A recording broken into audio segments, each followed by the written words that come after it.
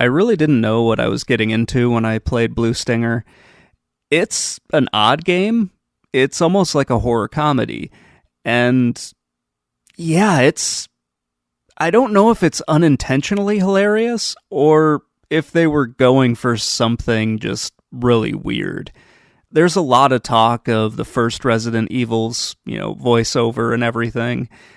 This one is just crazy. I'll talk more about it later, but it really feels like all of the...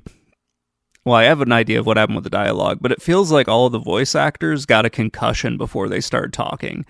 None of the people sound right, and it's really hilarious. It makes the game just way funnier than it probably needs to be. So let's see if I get the story right. So 65 million years ago, an asteroid hits the planet, kills off all the dinosaurs. This asteroid turns out to be an egg of something that's buried in the ground. There's an island called Dinosaur Island, and a research facility is set up there by someone.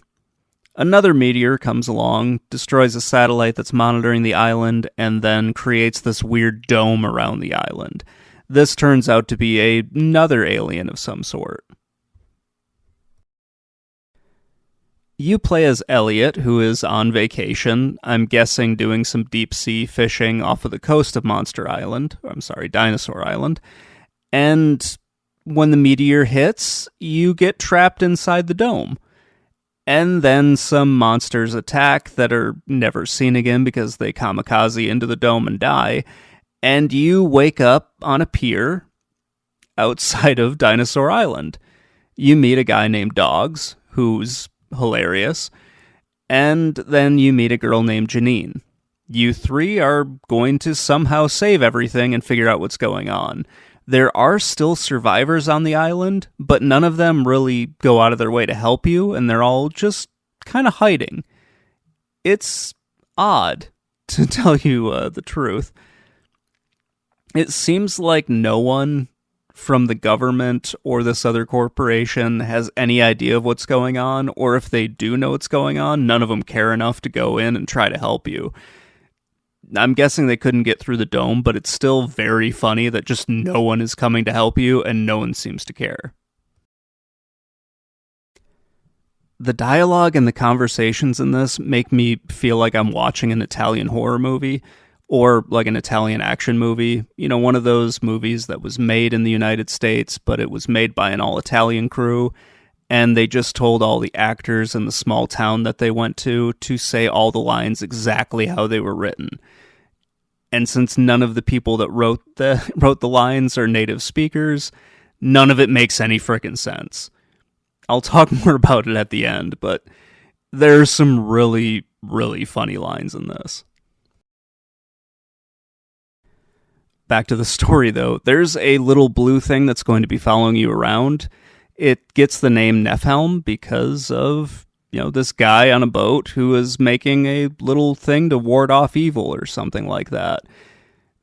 It doesn't work, I guess. So this blue thing is following you around and occasionally leading you on the direction you need to go, but most of the time it's just flying through walls and not doing anything to really help you or anything like that. It's an odd part of this. It turns out to be the second alien that came down to kill the first alien. This is such a weird game, and I'm sorry if this is going to get confusing. You go through all these different facilities, and eventually you reach the end point where you have to blow something up to let this meteor fall down and land on the alien egg that's inside the facility. And then the two aliens will fight, but then there's a third alien, which I don't think it's ever mentioned in the game what it is, or if it was, I didn't see it.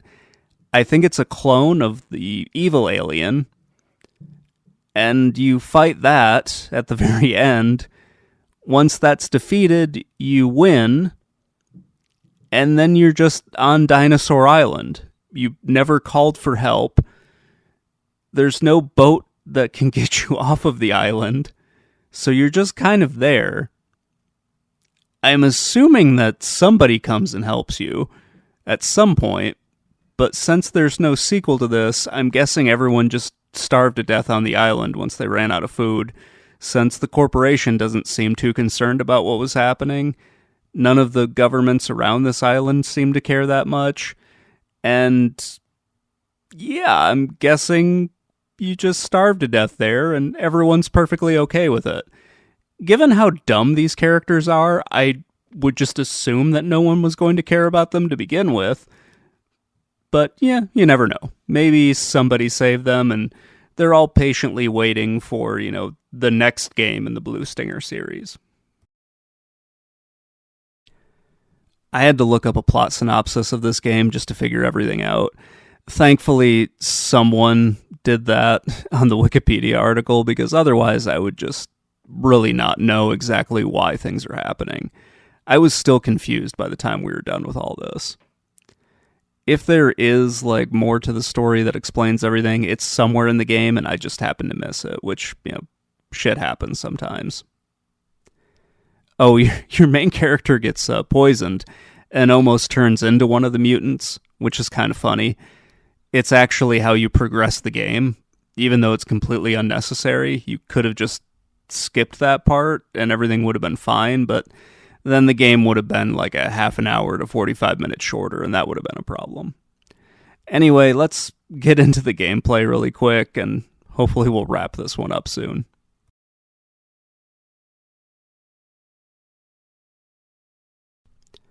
Blue Stinger's gameplay is much better than the story. I first thought this was going to be like a survival horror game where you need to conserve your ammo and just avoid enemies, something like Resident Evil, but it isn't like that at all. It's more of an action-adventure that has a few horror elements.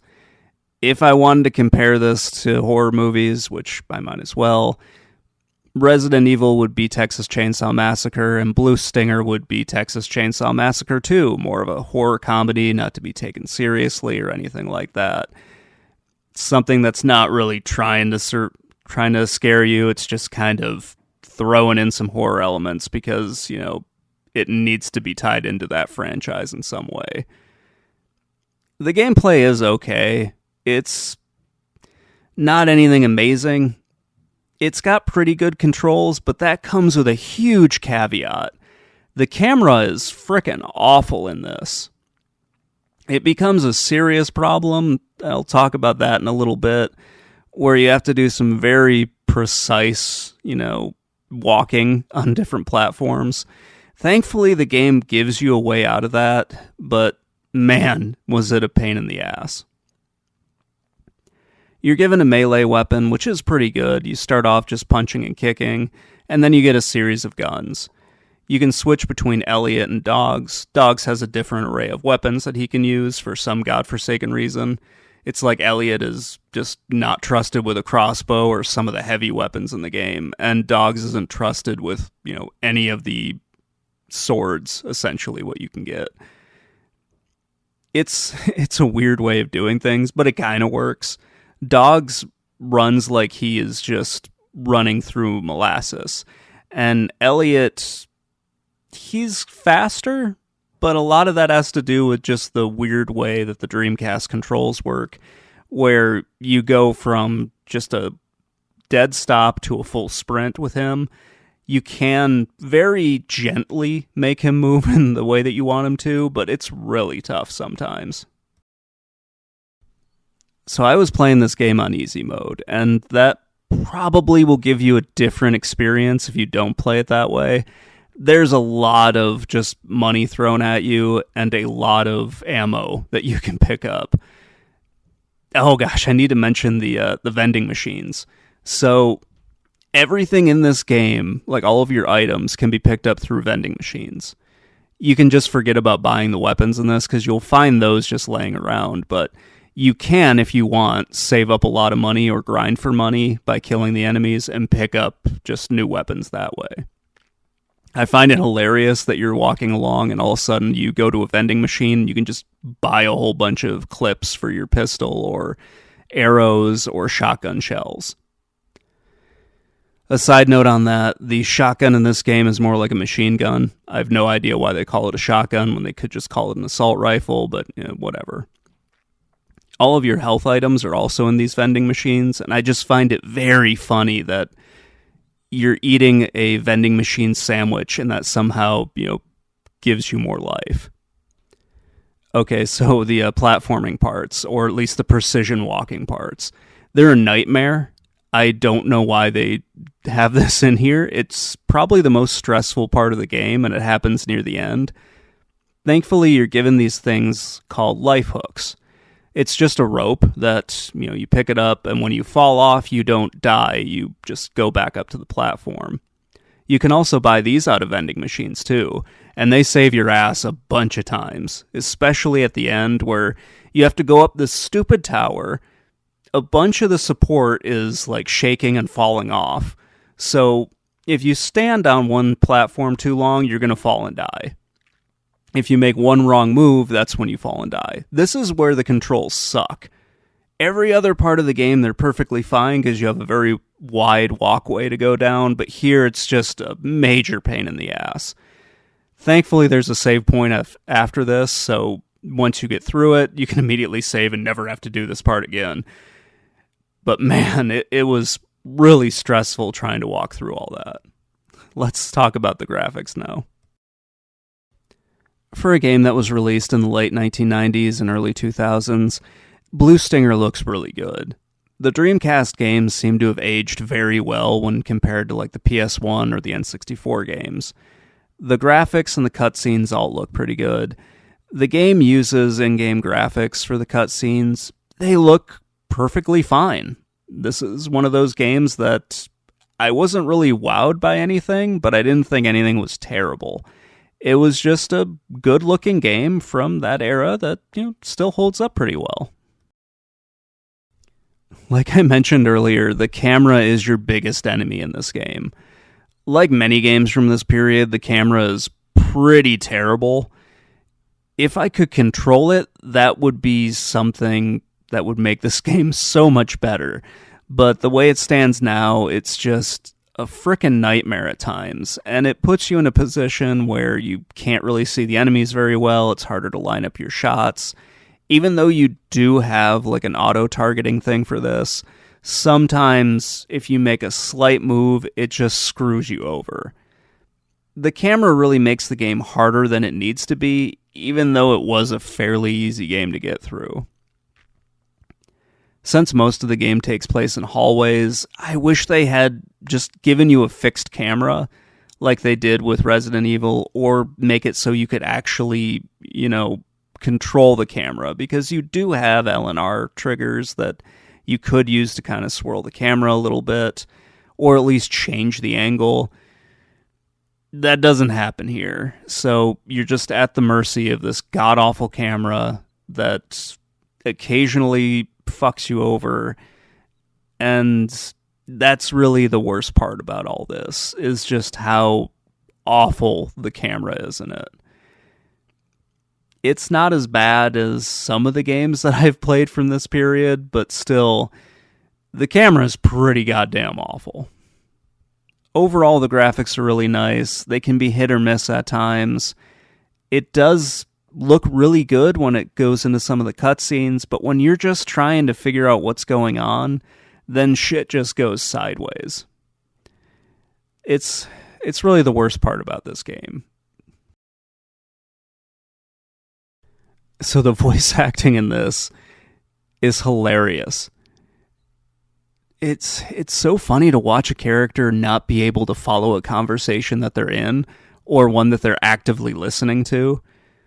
I couldn't find the one thing that I really want, where Elliot blurbs out, "I swallowed monster" when he's sick. But here's just one conversation that takes place in this game, and yeah, it's early on, but it's funny.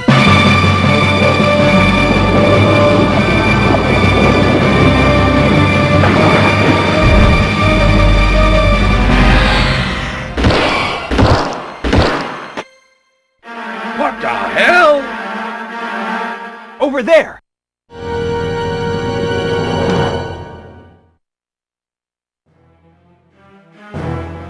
I can't believe it. Shooting from that far? No shit. Janine? A woman?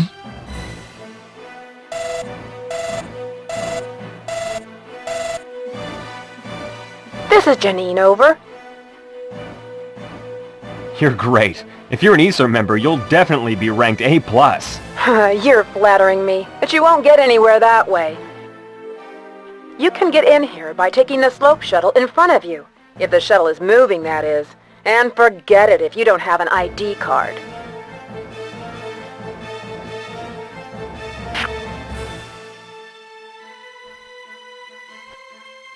Phew, tough girl. I like it, Janine. Who the hell is Janine? My kind of girl, so stay away from her.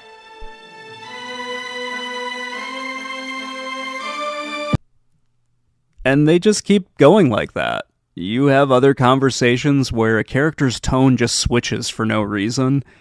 Like they're all lighthearted and happy, and then all of a sudden they're very serious for no reason whatsoever. Or you have times where they completely forget what happened 2 sentences ago and ask a stupid question. It was pretty common from this period, but man, it's so funny when you come across something like this. It's one of the reasons I really like this game. So Blue Stinger has many problems. I don't think the gameplay is really one of them. The camera, the voice acting, those have some more serious issues. The story is weird, but not any weirder from any other video game that I've played. The dialogue, it really is so bad that it just becomes hilarious. It crosses that magical threshold where everything is terrible and then all of a sudden they say a line and you can't help but laugh. It's why I think this is more of a horror comedy than anything else. So yeah, I think the graphics are really good. The controls are fairly good in most of the game, and just like a few spots where they're kind of crap. But overall, I think they're pretty good. And the game is unintentionally funny. The bad things are just the awful camera, the bizarre dialogue, which is still bad, and I can't really say it's a good thing, but it becomes funny. And there are just way too many goddamn keys and just weird collectibles. Oh, I didn't mention the stupid countdowns. There's just some weird countdowns in this game where it's like, you have 42 minutes to complete this. Like, why the hell was that a countdown? Or where you have 30 minutes to get the cure, but then you fall into some water and you have to swim through that and the game just gives you another 30 minutes. That's kind of strange. I think a good comparison for this, it's screwed. I don't even have a good comparison. It's just a unintentionally hilarious horror comedy. I really like it, and I don't know why. I was trying to figure out why I enjoyed it, but it was just so funny at points and just so bad at others that I think it kind of equaled out. I had a lot of fun with it, though. Let me know what you think in the comments below, and I will talk to you all later. Bye.